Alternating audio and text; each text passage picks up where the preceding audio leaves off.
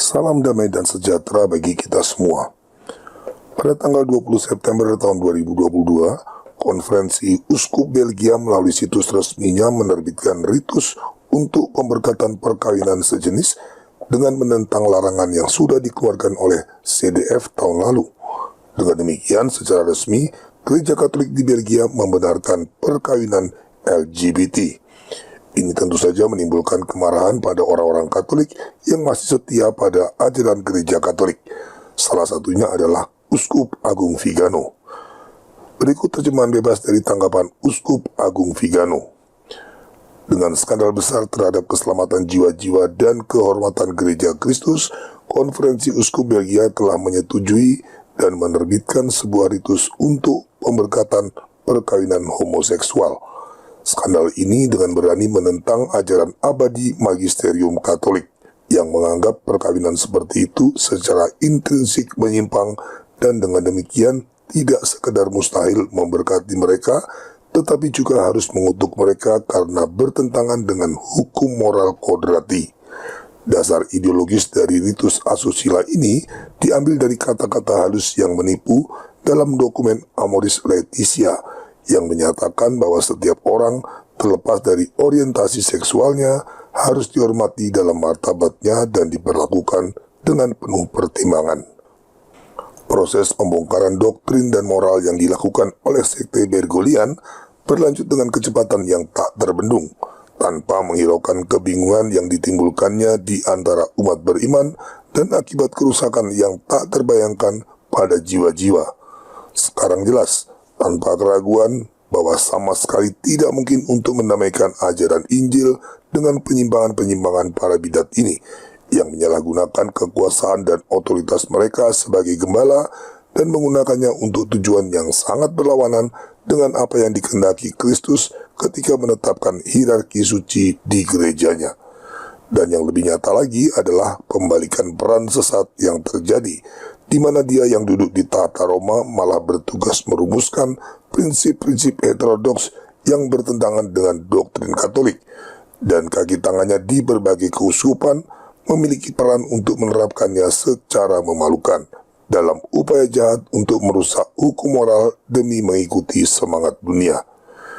Ekses memalukan dari beberapa eksponen hierarki bersumber pada rencana yang disengaja dan datang dari atas, yang melalui jalan sinode ingin membuat keuskupan-keuskupan pemberontak memiliki otonomi dalam menyebarkan kekeliruan iman dan moral, dan sebaliknya menggunakan otoritarianisme untuk mencegah para uskup yang setia dalam mewartakan kebenaran Kristus.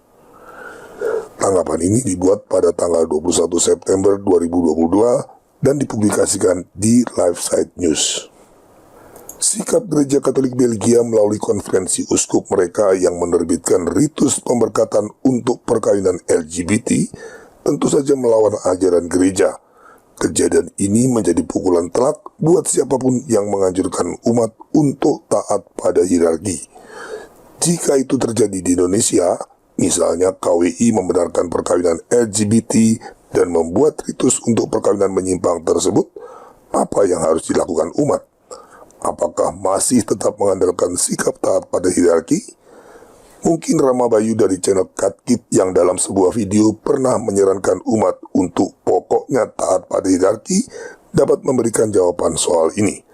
Hal tersebut menjadi penting karena sikap taat pada hierarki dalam situasi seperti yang terjadi di Belgia sudah pasti menjerumuskan umat pada jurang kesesatan. Kita tunggu saja apa tanggapan Rama Bayu untuk masalah ini. Kembali ke persoalan ritus perkawinan LGBT di Belgia. Adalah salah besar jika kita mengatakan apa yang terjadi di Belgia hanyalah sekedar perkembangan terbaru yang lepas dari apa yang sudah terjadi sebelumnya. Kalau kita mau jujur dan mau menggunakan akal sehat, akar dari ini semua adalah perubahan yang terjadi sejak Konsili Vatikan kedua.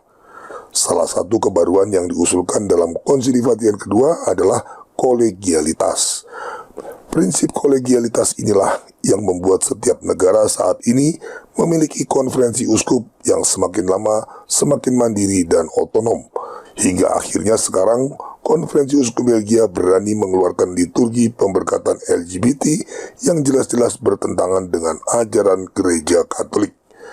Apakah ada jaminan kejadian ini hanya terbatas pada Konferensi Uskup Belgia? Sama sekali tidak. Konferensi Uskup Jerman juga sudah sangat siap melakukan perubahan yang sama, bahkan dengan mengusulkan pentahbisan imam perempuan dan penghapusan kewajiban selibat bagi para imam. Selanjutnya, Konferensi Uskup Amerika Serikat, Irlandia, Perancis, Belanda, dan banyak negara lainnya juga sudah pasti akan menyusul dengan berbagai usulan pembaruan dan perubahan atas dasar proses gereja sinodal yang mendengarkan aspirasi dari bawah. Itu semua adalah konsekuensi logis dari proses gereja sinodal yang menjadi implementasi paling jelas dari semangat kolegialitas yang diusulkan Konsili Vatikan II. Gereja Katolik seharusnya mendengarkan suara Tuhan dari atas, tetapi gereja konsili yang sinodal memilih jalan kemurtatan dengan mendengarkan suara dari bawah. Dengan berbagai perkembangan buruk yang terjadi di gereja Katolik dalam beberapa dekade terakhir ini, mulai dari doa bersama semua agama, berbagai sakrilegi dan penyimpangan liturgi, maraknya pengaruh ajaran bidat melalui gerakan karismatik, skandal berhala pacamama, dan sekarang pemberkatan perkawinan LGBT, kita punya alasan cukup untuk meyakini bahwa saat ini kita hidup dalam momen biblikal, yaitu proses menuju kemurtatan besar menjelang akhir zaman yang sudah dinubuatkan dalam kitab suci. Demi keselamatan jiwa-jiwa, kita semua dituntut untuk memilih dengan tegas tanpa ambigu, ikut mayoritas dan hierarki yang sedang berjalan menuju kemurtatan, atau tetap setia pada ajaran gereja Katolik yang diwariskan para rasul. Kami dari channel Crusader Network sudah menentukan pilihan. Kami akan tetap setia pada ajaran gereja Katolik yang diwariskan para rasul. Meski untuk itu kami harus melawan mayoritas orang Katolik, berseberangan dengan hierarki gereja konsili, dan juga menentang semangat dunia. Semoga Tuhan menolong kami untuk setia dalam pilihan sulit ini. Terima kasih atas perhatian Anda. Viva Cristo Rey.